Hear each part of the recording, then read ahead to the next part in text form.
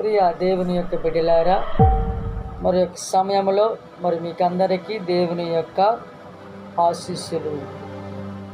విశ్వాస సంగ్రామములో 1వ వేద సత్యము గురించి ధ్యానించుకుందాం. పరలోకమును భూలోకమును సృష్టించిన సర్వశక్తిగల పితయైన సర్వేశ్వరుని విశ్వసించుచున్నాను. ఇది 1వ వేద సత్యం అండి. ప్రియ దేవుని యొక్క బిడ్డలారా, అయితే ఒకే దేవ స్వభావమందు 3 వ్యక్తులు ఉన్నారనియు, వీరిలో మొదట వ్యక్తి పితయైన సర్వేశ్వరుడు అనియు విశ్వసించుచున్నాము అనియు, నిండు హృదయముతో ఆయనను ప్రేమించుచున్నామనియు అర్థము. పరలోకమును భూలోకమును సకల వస్తువులను ఏమి లేము నుండి శూన్యము నుండి ఏ ఆధారము లేక అగునుగాక అను ఒకే మాటతో 6 రోజులు తన చిత్త ప్రకారముగా సృష్టించుటయే కాక ప్రతి క్షణము కాపాడుతూ పరిపాలించుడు సర్వేశ్వరును ఆయనకు వందనములు అర్పించాలి. సర్వేశ్వరునికి ఆయనకు స్తుతి మహిమలు అర్పించాలి. నా ప్రియ దేవుని యొక్క బిడ్డలారా, 7వ రోజు ఆయన విశ్రాంతి తీసుకున్నాడు.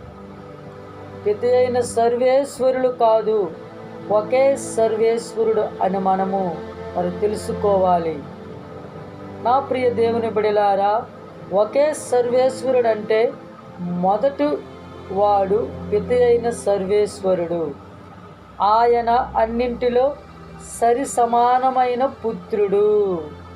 2వ వ్యక్తిని నిత్యముగా తన యొద్ద నుండి జన్మించుట వలన పిత అని పిలుస్తుంటాం. సర్వేశ్వరునికి ఆరంభము లేదు. సర్వేశ్వరుడు నిత్యుడైన అనాదిగాను ఉన్నాడు కనుక ఆరంభము లేక పుత్రుడు పిత నుండి నిత్యముగా జన్మించుచు, పవిత్రాత్మ ఆరంభము లేక పితా పుత్రుల నుండి నిత్యము బయలుదేరును. నా ప్రియ దేవుని యొక్క బిడ్డలారా, 3 వ్యక్తులు అనాదిగా ఉండుట వలన వారిలో మొదటివాడు వెనుకటివాడు అను భేదము లేదు అని మనము గ్రహించాలి. ఒకే సర్వేశ్వరుడుగా దేవునిగా నీవు నేను విశ్వసించి ఆరాధించి మహిమపరిచి మరి ఘనపరచాలి. నా ప్రియ దేవుని యొక్క బిడ్డలారా, అయితే ఈ విశ్వాస సంగ్రహములో 1వ వేద సత్యము గురించి కొంతసేపు ఆత్మ ఆలోచన చేద్దాం. విశ్వ జగత్తులో సూర్య చంద్ర నక్షత్రములను, ఋతువులను, శీతోష్ణములను క్రమము తప్పిన ప్రపంచ పరిస్థితి ఏమగునో ఒక్కసారి ఆత్మ పరిశీలన చేసుకోవాలండి. ఉదాహరణకు, సూర్యుడు 2 రోజులు కనిపించక విశ్రాంతి తీసుకున్న ఎడల వేసవి, శీతాకాలముగాను వర్షాకాలముగాను వాటికి దైవశక్తి ఎందుకు జరగకూడదు? ఇదేమైనా సాధ్యమా అని మనము ఆత్మ పరిశీలన చేసుకోవాలి. ఒకసారి పరిశుద్ధ గ్రంథములో ఇర్మియా గ్రంథము 14వ అధ్యాయము పరిశుద్ధ వచనములు 22వ వచనములో చూసుకున్నట్లయితే, అన్య జాతులు వ్యర్థ దేవతలు వానలు కురియింపలేవు, ఆకాశము స్వయముగా జల్లులు కురిపించలేదు. మా ప్రభుడువైన దేవా, నీవే ఆ పనికి సమర్థుడవు. మేము నిన్ను నమ్మితిమి, ఈ కార్యములెల్ల చేయగలవాడవు నీవే.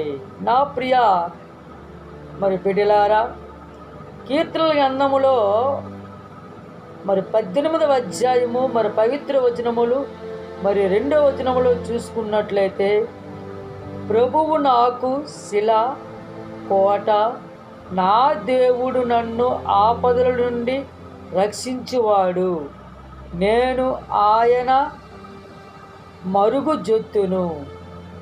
ఆ ప్రభువు నాకు దుర్గము, డాలు, రక్షణ సాధనము, ఆశ్రయ స్థానము.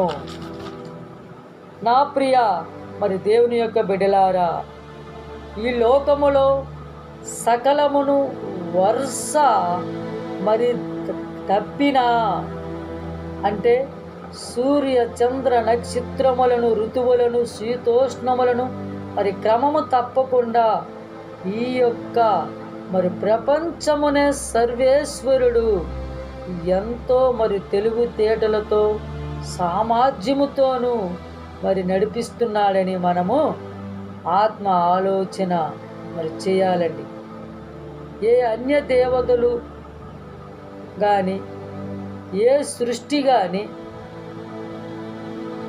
దేవుడు సృష్టించినటువంటి ఈ యొక్క ఏ ప్రాణులు కానీ ఈ లోకమును సూర్య చంద్ర నక్షత్రములు, ఋతువులు, శీతోష్ణములు మరి క్రమము తప్పకుండా ఈ యొక్క మరి ప్రపంచాన్నే దేవాది దేవుడైనటువంటి సర్వేశ్వరుడు ఎంతో తెలివితేటలతోనూ సామర్థ్యముతోనూ మరి మరి నడిపిస్తూ ఉన్నాడు.